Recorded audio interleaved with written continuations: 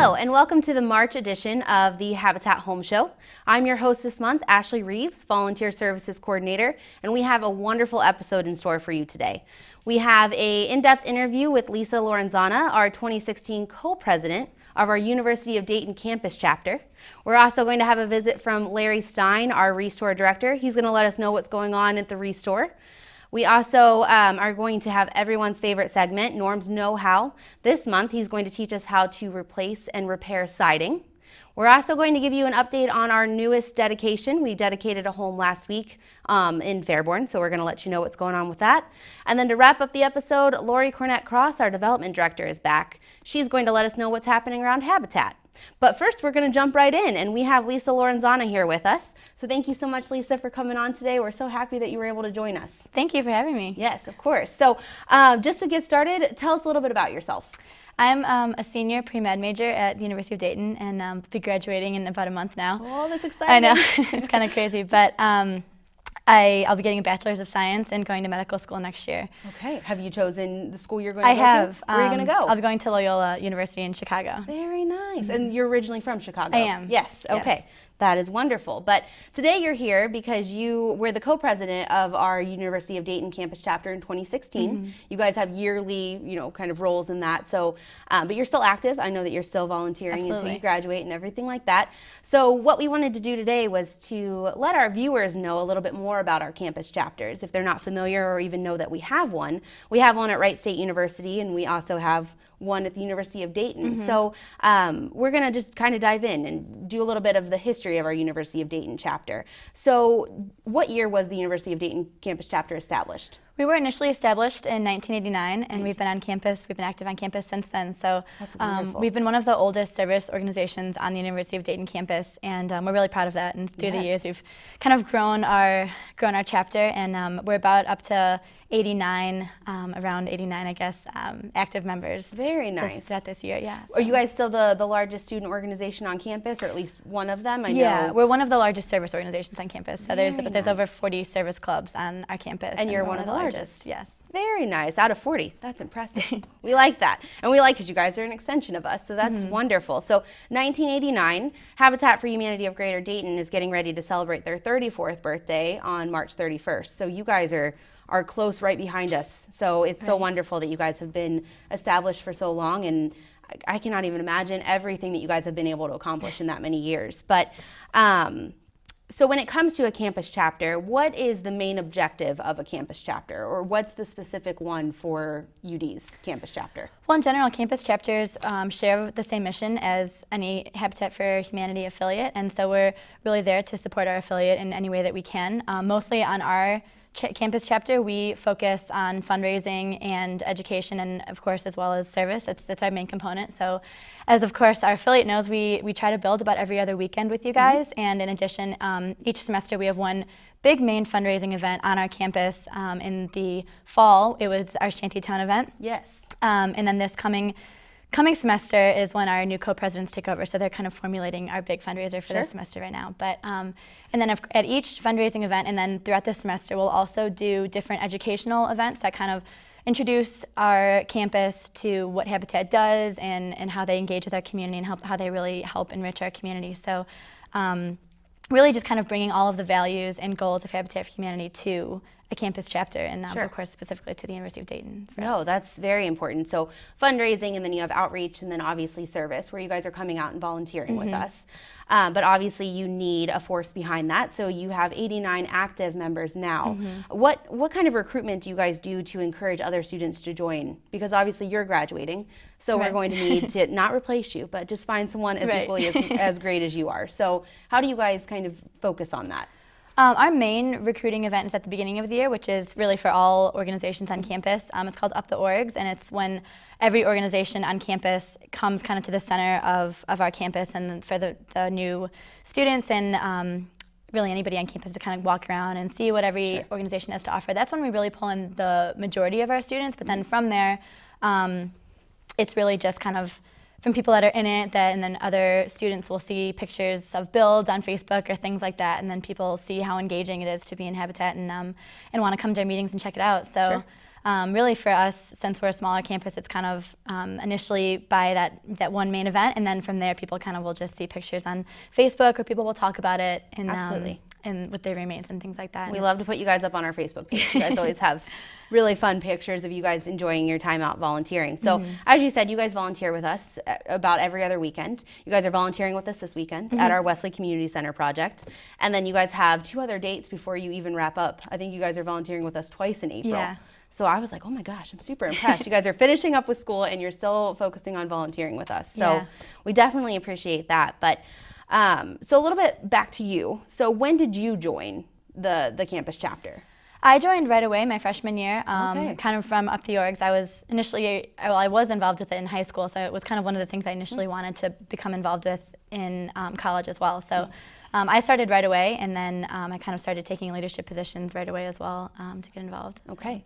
So was there something that motivated you to, get involved in high school, but then also to get involved in college, or was there a similar or different motivation for that? Yeah, for me it was a really personal experience. My dad was a home builder during his lifetime, and he passed away when I was younger. So for me in high school, it was kind of my way to engage with my memory of him and help my community as well, kind of in a positive way. So I kind of fell in love with Habitat at a very personal level first, and then I saw all of the amazing things that it does in every community that it's in. Sure.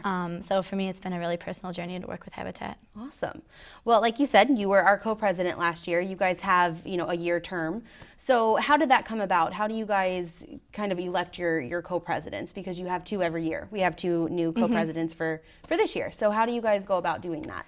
It's kind of just been a natural process. I think people that have just kind of stepped up and wanted to do it. And we've always been on our executive board in the previous years, whoever kind of takes on the presidency. So they learn how our chapter functions and what it takes to be on leadership. And we're completely student run. And we do have an advisor, but she kind of just lets us take the reins, and she's really just there to support us and guide us. So we really, really need strong leaders. And every year we've been lucky enough to kind of have a natural process of that. And a big part of it, I think, is also the National Youth Leadership Conference, which myself and my co-president both attended. And that was kind of a way that helped us feel more confident in the decision to be presidents of our chapter. So it was a really great resource. So it was a training opportunity. Yeah. And that's something that Habitat International offered for you guys? Yes. Yes, because our campus chapters are mainly guided through HFHI, which is Habitat International. And then what we do as an affiliate, myself and your campus advisor, is to kind of let you guys go. We're here for support and guidance, but you guys are the leaders of it, and you guys run it perfectly well without us interfering too much. So I've always, when I came in, I was so impressed that that's how the campus chapters were ran. I was like, that is impressive. But it's wonderful because it develops you guys as leaders, and you're able to use that in your careers and everything like that. So you're pre-med. Yes. Did that guide you to be involved with Habitat as well? Because we seem to have a lot of pre-med and biomedical science majors in both of our campus chapters, which I was like, there has to be a theme.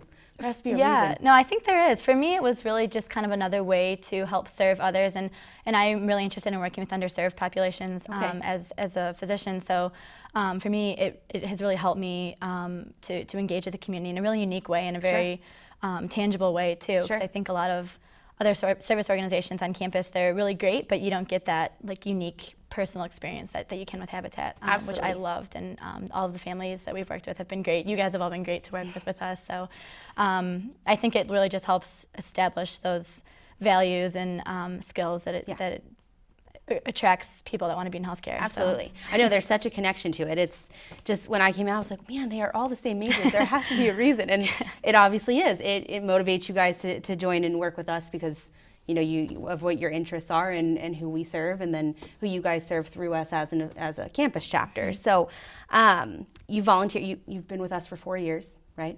So do you have a favorite volunteer memory or moment that you remember from volunteering or fundraising or anything like that? Yeah, that's hard to pick just one. I know, right? Putting you on the spot. A couple, I think the first one that comes to mind is our Shantytown event that we had last semester, which was the first time. We've had it a couple years in the past, but this past semester when we were running, it was the first time that we actually slept overnight in the structures that we built, which was a blast. And there was way more people than we expected that came out to that event.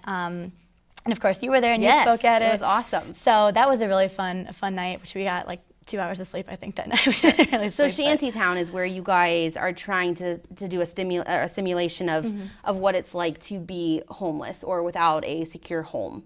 Yes. So you guys build homes for the evening out of cardboard boxes, and then you stay the night, and it's your fundraising initiative to get people to sponsor you. I was impressed by the structures. Like, super impressed. The engineering majors built those. I did not build that. I was impressed. Some of them had like living areas and then like those were the sleeping engineers. quarters, and I was like, one I think had a dolphin in it. Yes. It seemed like you guys were having a lot of fun, which I think is important because you guys are encouraging students to fundraise and learn about Habitat and do outreach and service, but then still have fun and know that, you know, that's what really pulls in our college students. So I think you guys definitely have that all wrapped up, which is great. So I guess, I mean, my last thing kind of is do you feel that, you know, you've been with us for 4 years, what's the greatest impact that the University of Dayton campus chapter has left on either the campus as a whole or on the Dayton community? Because you guys have made such an impact. So, I mean, is there something that you kind of pinpoint there? Yeah, I think at least for the presidency that myself and my co-president had, we started our first Global Village program at the University of Dayton, which was kind of took about a year and a half to fully form. So, and we hopefully have had it made in a sustainable way that it'll be able to be run every other year with the Collegiate Challenge. So I think for us that was kind of our main, most successful or proud thing that we did as co-presidents. So for our viewers, Global Village, no, you're fine. They're learning lots of new stuff today. So Global Village is where you guys work with Habitat International to then go to another country to do service and outreach there on behalf of Habitat. Yes.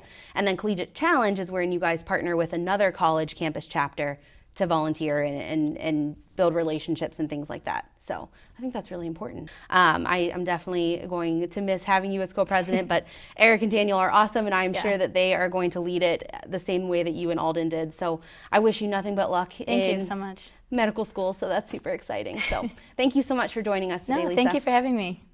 All right, I am joined here today by Larry Stein, our Restore Director. So Larry, thank you so much for coming on. Thanks for having me. Thank you. I am sure our viewers are really excited to find out what's going on at the Restore. There's always something going on. So tell us, what's going on? Yes, the Restore changes daily with all our donations and customers coming in and purchasing items.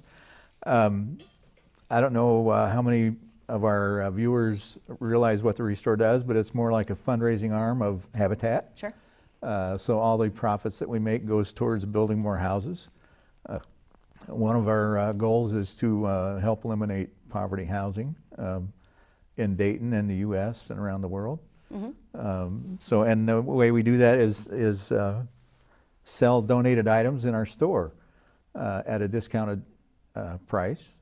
Everything that we get is donated except for paint and paintbrushes. And we discount stuff anywhere from 30 to 60%, depending on what it is. Very nice. And it also helps keep stuff out of the landfill. We have a color-coded pricing structure. And that's newer for the Restore, right? That is new, yes. We just implemented that probably 2 weeks ago. Okay. Our colored pricing structure is green is 20% discount, yellow is a 30% discount, and pink is a 40% discount. So that helps us move stuff out, and some items are not as popular as other items, so we can discount that to help get it off the floor. Sure. Everything is dependent on turns. Okay. It's a retail store open to the public, so the quicker we get stuff in the door, on the floor, out the front door, we make more money, which gives us more profits to build more houses for Habitat. So how often are you doing the markdowns in case someone were to come in and they see a green sticker and they're like, oh, that's 20% off? Do you do it weekly or? We do it 10 days to 2 weeks. 10 days a week, okay. Yeah, yeah. So they should stop back in and see if it's still there. Yes. But it may not be. Correct. Because Correct. things are there one day and then the next day they're completely It's gone. So yes, yeah, it's fairly busy in the store. Sure. So that's the way we like it, right? that's the way we Absolutely. love it. That's the way we love it. Yes. Love it. Yeah. Okay, very nice. We need our customers as well as our donors because we're dependent on donations to Sure. keep the store running. Our donors are homeowners, builders, companies, bigger corporations, some apartment owners, Holiday Inns. Sure. So a wide variety, wide variety. Of donors, individuals and companies, corporations, things like that that donate to us. So the amount of things you can find at the Restore are Unlimited. unlimited. And it literally changes every single day. So if there's something that you're looking for and we don't have it one day, I would say come in the next week because we might have it, because you never know what we're going to pick up from. That's true. That's true. It's amazing what some people purchase at the store. I mean, it's just all different kinds of stuff. And our customers can also be our donors, right? Yes. And yes. vice versa. Anyone can shop, anyone can donate. It just is a process of whether or not we take a donation. Yes. And that list is on our website. It is. It's on our website. You can also call Christina Day. She does our scheduling. Yes. And she'll let you know if we're going to take something. Yes. Yep. So. Or you can go online if you have a donation. Okay. We have a software program that you can actually plug in your address and what you want to donate, and pick out the day that we have available for our truck to come out and pick your items up. Yes. I think that's a double bonus, that will come out and pick up your larger items that you may not have a vehicle to transport it, but if you have a couch or dining room table, yes, and it's in good condition. We have 2 trucks on the road 4 days a week. Okay. So very nice. another goal of the Restore is to keep items out of landfill. So those are our Go Green initiatives, Yes, right? yes, Go Green, yes. And we've done this since day one. The majority of the stuff that we get, that amounts to 470 tons of stuff that would normally go into a landfill. Sure. So that helps us keep stuff in the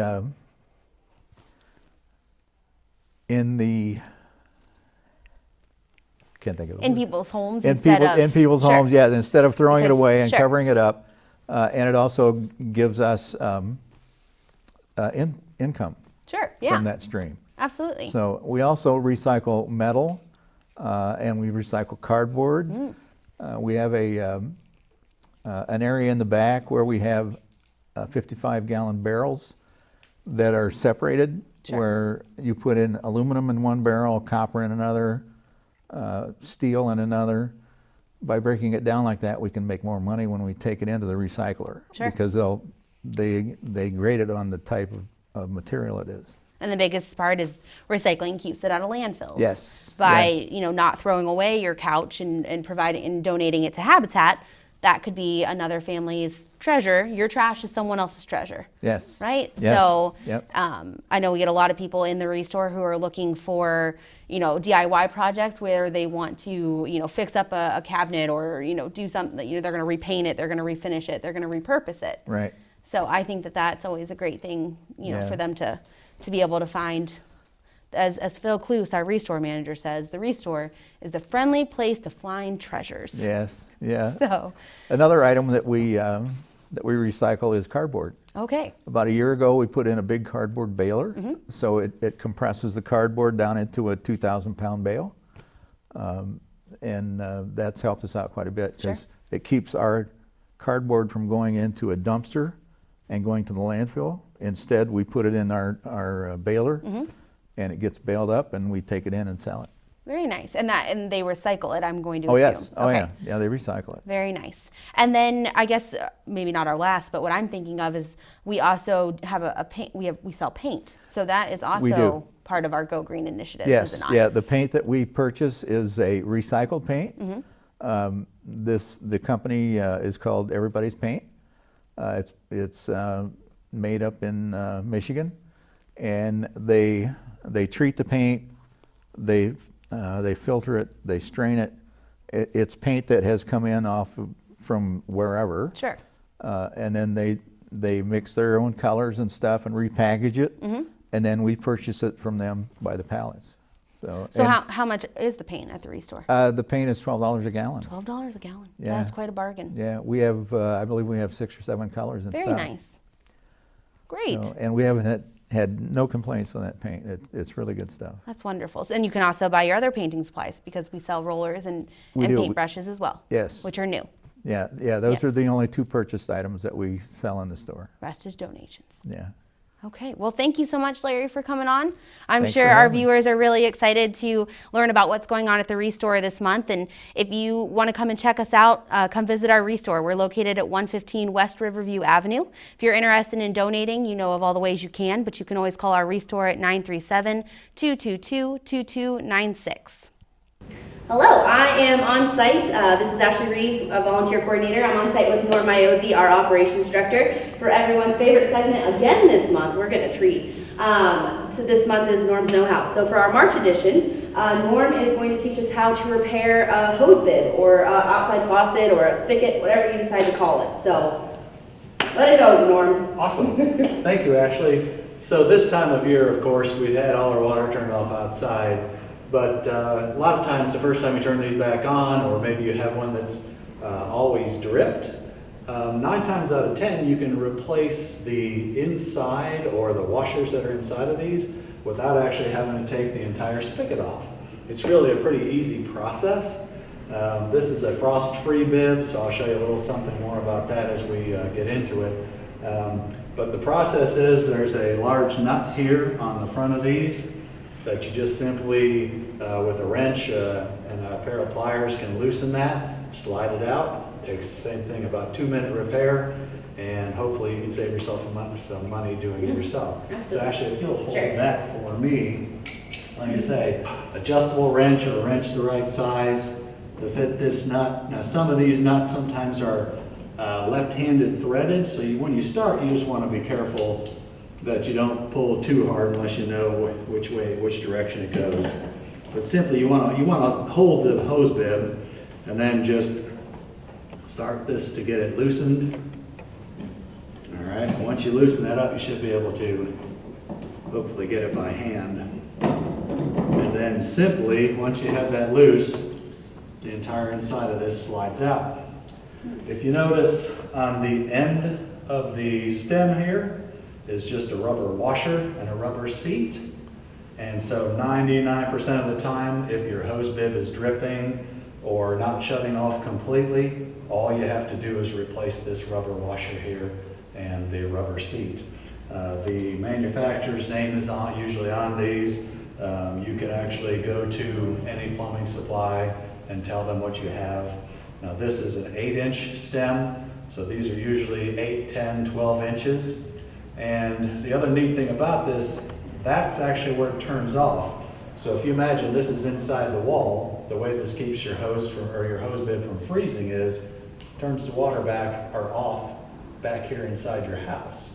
And then the rest of this water drains out, so there's really nothing out here exposed to the cold that can freeze.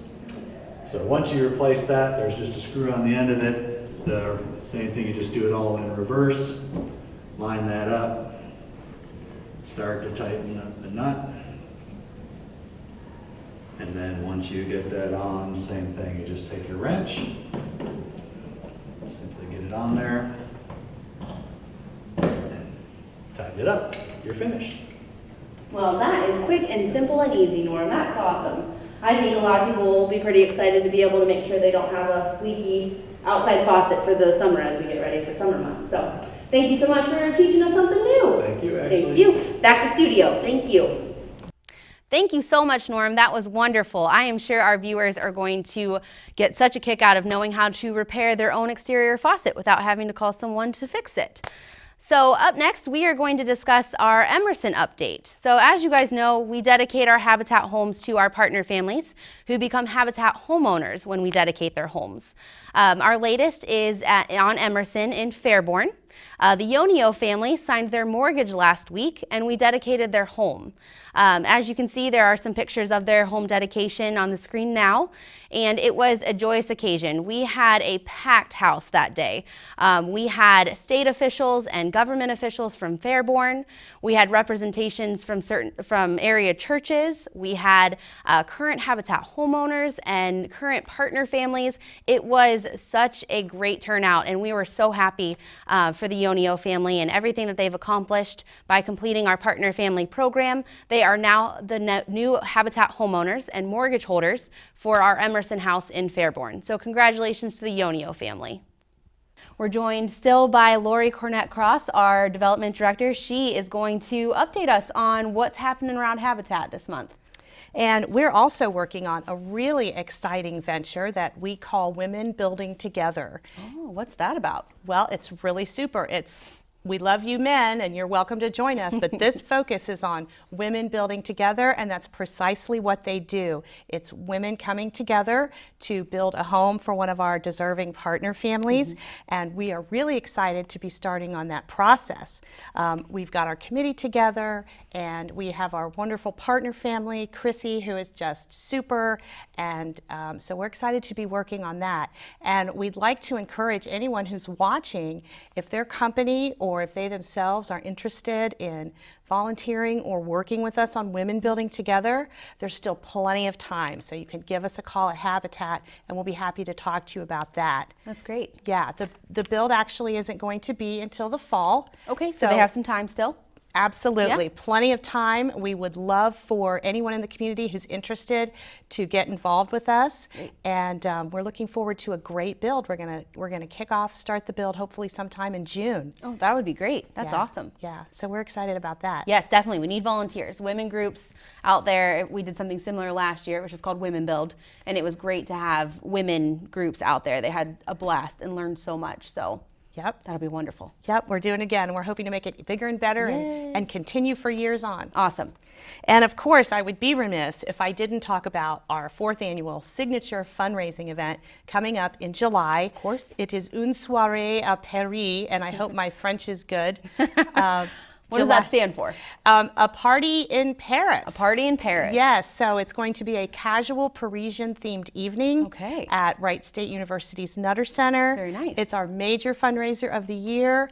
We encourage anyone in the community, again, who's interested in supporting us in that. You can always go to our Facebook page for more information, but we will be selling tickets very soon. We have a lot of great auction item prizes coming in. It's going to be a really, really super fun evening. So we'll share more about that on next month's show as well. Okay. But I just want to make sure that everybody has that date, July 15th, circled on their calendar. 15th. Awesome. And it's so local. Being right at Wright State, it's perfect. Yes, So, we're excited to be in Greene County. yes, I went last year and it was a blast. Different theme, but I'm sure this year is going to be just as awesome. So, I hope so. yes. Well, thank you so much for coming on and letting us know what's going on around Habitat. I You're welcome. appreciate it. And that kind of wraps up our episode for March. But don't worry, we are coming up next month again. We are going to have an in-depth interview with Synchrony Financial, as well as everyone's favorite segment, Norm's Know-How. He's going to teach us how to repair and replace siding. So I don't know. I'm excited for that. I'm like, crazy awesome. Oh, he's great. And special, we are going to have Lori be our host next month for her first time. So definitely tune in for that. Yes. And thank you so much for tuning in to the Habitat Home Show.